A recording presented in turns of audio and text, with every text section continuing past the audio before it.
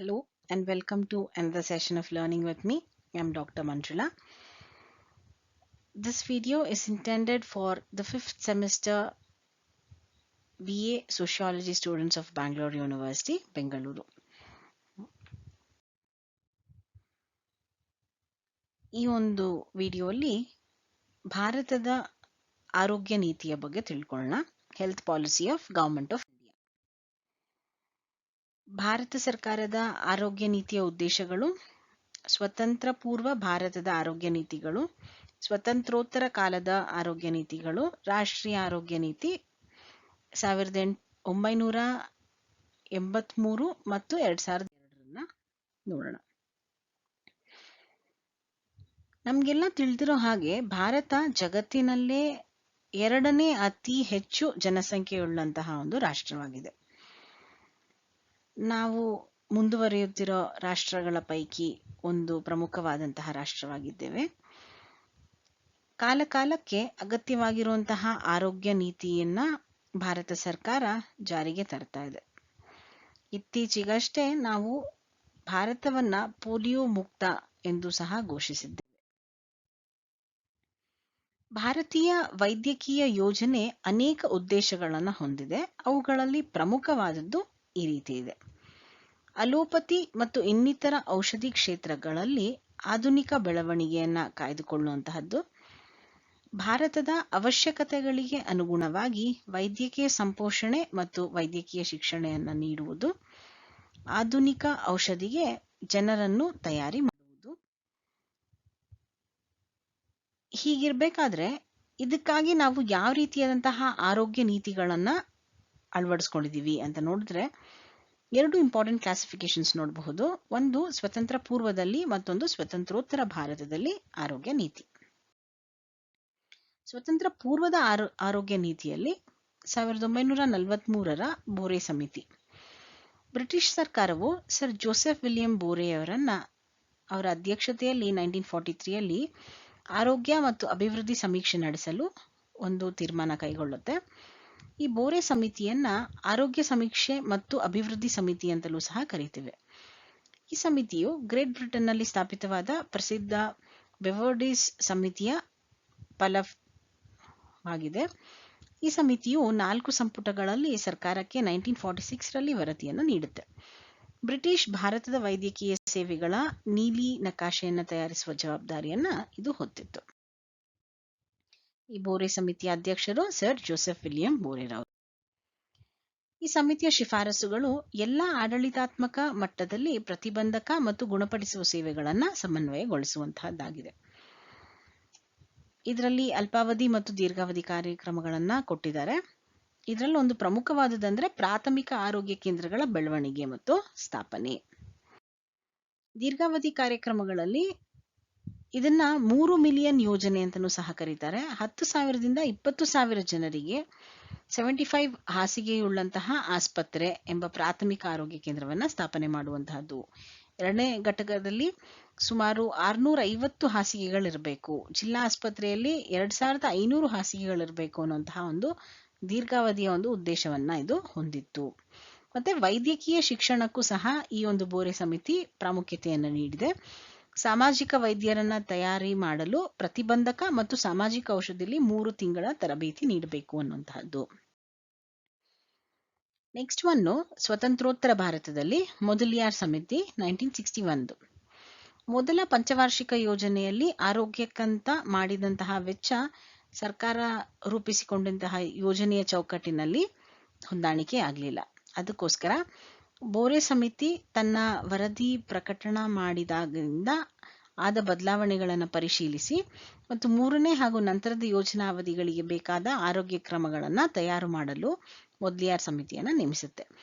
ಈ ಬೋರೆ ಸಮಿತಿ ಶಿಫಾರಸುಗಳನ್ನ ವಾಸ್ತವಿಕ, ಅಸಹಜ ಅಂತ ಟೀಕಿಸಿದ್ದಾರೆ. ಇಲ್ಲಿ ಇದು ಮೊದಲಿಯಾರ್ ಸಮಿತಿಯ ಒಂದು ಇದರ ಅಧ್ಯಕ್ಷರು ಡಾಕ್ಟರ್ ಲಕ್ಷ್ಮಣ್ ಸ್ವಾಮಿ ಮೊದಲಿಯಾರ್ ರವರು. ಈ ಸಮಿತಿ ಸ್ವತಂತ್ರ ಭಾರತದ ಆರೋಗ್ಯ ಕಾರ್ಯಕ್ರಮಗಳ ವ್ಯಾವಹಾರಿಕ ಪ್ರಯೋಜನ ದೃಷ್ಟಿಕೋನವನ್ನ ಮುಚ್ಚಿತ್ತು. ಇದರ ಪ್ರಮುಖ ಶಿಫಾರಸುಗಳು ಅಂದ್ರೆ ಪ್ರಾಥಮಿಕ ಆರೋಗ್ಯ ಕೇಂದ್ರ ನೀಡುವ ಗುಣಾತ್ಮಕ ಆರೋಗ್ಯ ಸಂಪೋಷಣೆಯನ್ನು ಸುಧಾರಿಸುವಂತಹದ್ದು, ಬೋರೆ ಸಮಿತಿಯ ಶಿಫಾರಸಿನಂತೆ ವೈದ್ಯಕೀಯ ಮತ್ತು ಆರೋಗ್ಯ ಸೇವೆಗಳನ್ನು ಒಟ್ಟು ಮಾಡಬೇಕು. IAS ಮಾದರಿಯಲ್ಲಿ ಆಲ್ ಇಂಡಿಯಾ ಹೆಲ್ತ್ ಸರ್ವಿಸಸ್ ಅನ್ನ ರಚಿಸಬೇಕು. ಪ್ರತಿ ರಾಜ್ಯದಲ್ಲೂ ಪ್ರಾದೇಶಿಕ ಸಂಘ ರಚಿಸಬೇಕು ಅನ್ನುವಂತಹದ್ದು ಇವರ ಕೆಲವು ಶಿಫಾರಸುಗಳಾಗಿದೆ. ನೆಕ್ಸ್ಟ್ ಒಂದು ಸ್ವತಂತ್ರೋತ್ತರ ಭಾರತದಲ್ಲಿ ಚಡ್ಡಾ ಸಮಿತಿ 1963 ಚಡ್ಡಾ ಸಮಿತಿ.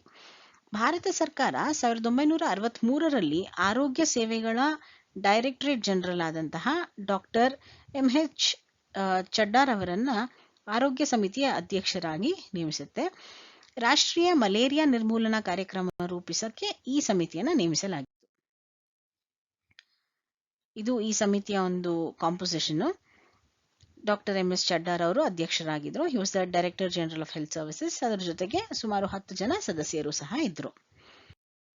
ಇವರ ಶಿಫಾರಸುಗಳಲ್ಲಿ ಪ್ರತಿ ಬ್ಲಾಕ್ ಮಟ್ಟದಲ್ಲಿ ಪ್ರಾಥಮಿಕ ಆರೋಗ್ಯ ಕೇಂದ್ರವನ್ನ ಸ್ಥಾಪಿಸಿ ಮಲೇರಿಯಾ ತನಿಖಾ ದಳವನ್ನ ನೇಮಿಸಬೇಕು.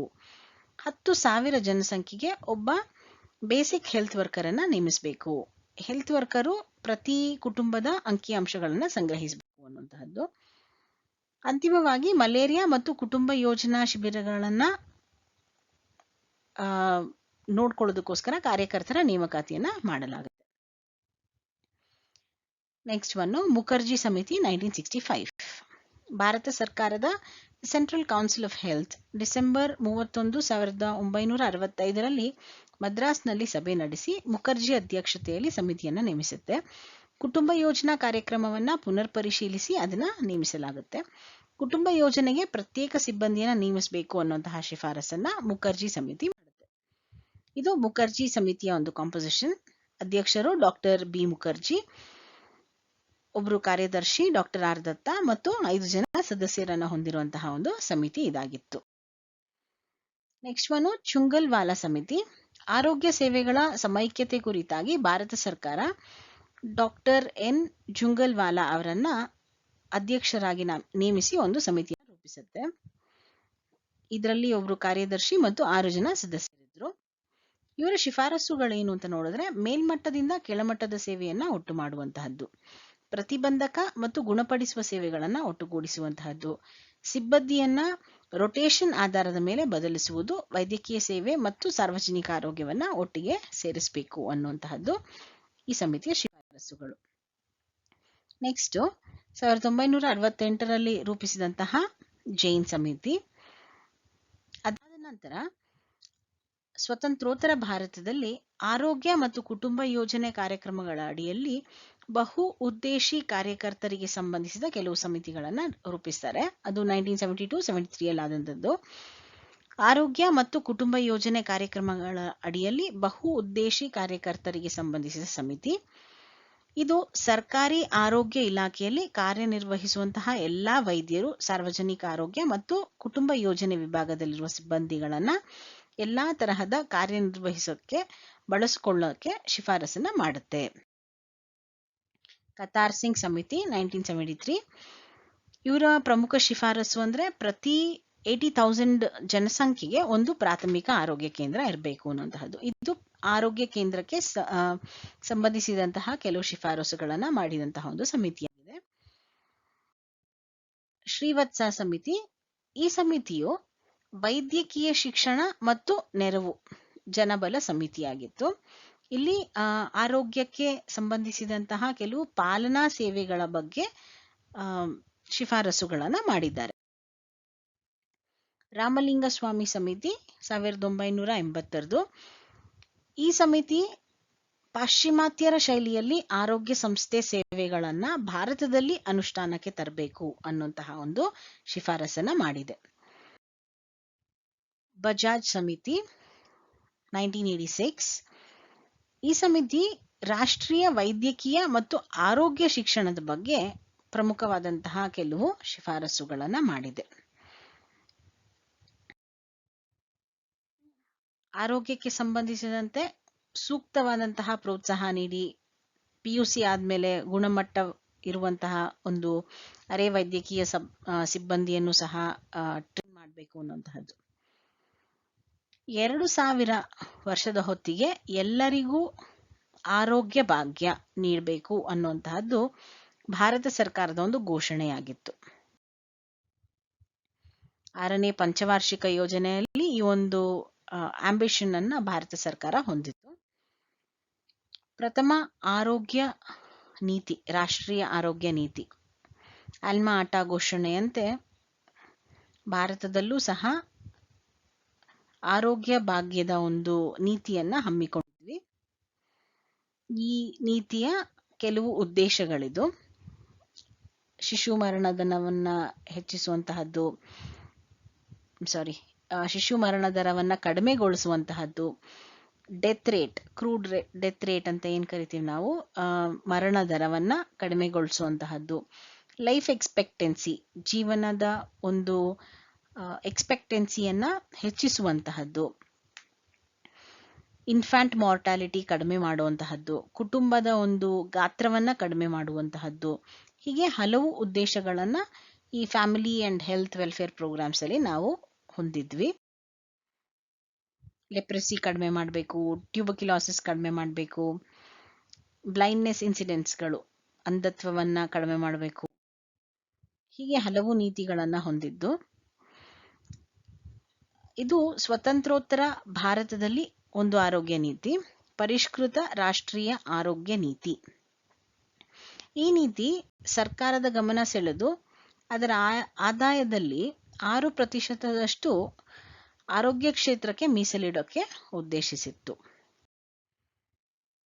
ಇದರಲ್ಲಿ ಅನೇಕ ಪ್ರಮುಖ ಕಾರ್ಯಕ್ರಮಗಳನ್ನು ಹಮ್ಮಿಕೊಂಡಿದ್ರು. ಸ್ಥಳೀಯ ಸ್ವಯಂ ಸರ್ಕಾರದ ಪಾತ್ರ, ಔಷಧಿ ಮತ್ತು ಚುಚ್ಚುಮದ್ದುಗಳ ಬಳಕೆ ಬಗ್ಗೆ, ನಗರ ಆರೋಗ್ಯ, ಮಾನಸಿಕ ಆರೋಗ್ಯ, ರಾಷ್ಟ್ರೀಯ ಕಾಯಿಲೆ ಜಾಗೃತಾ ಜಾಲ, ಮಹಿಳಾ ಆರೋಗ್ಯ, ವೈದ್ಯಕೀಯ ನೈತಿಕತೆ, ಇನ್ನು ಮುಂತಾದಂತಹ ಕಾರ್ಯಕ್ರಮಗಳು. ಧನ್ಯವಾದಗಳು.